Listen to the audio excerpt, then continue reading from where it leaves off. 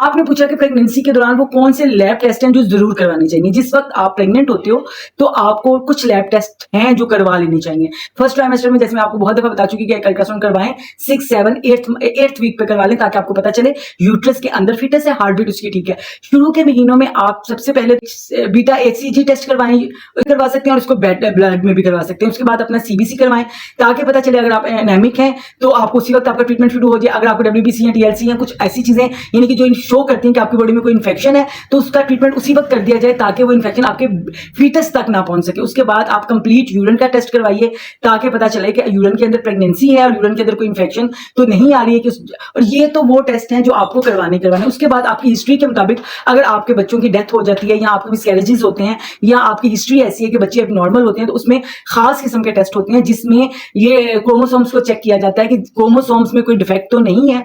तो ये blood test आपकी प्रेगनेंसी में बहुत जरूरी होते हैं, एक तो फर्स्ट ट्राइमेस्टर पे और एक लास्ट ट्राइमेस्टर पे, क्योंकि लास्ट ट्राइमेस्टर में डिलीवरी का टाइम पास आ रहा होता है तो उसमें पेशेंट एनेमिक ना हो, उसको इन्फ्लेमेशन ना हो। ये सब चीजें देखने के लिए सबसे पहले तो ये बेसिक टेस्ट करवाएं और फिर अपने जो आपके गायनेकोलॉजिस्ट आपको टेस्ट कहे अकॉर्डिंग टू योर हिस्ट्री वो जरूर करवाएं।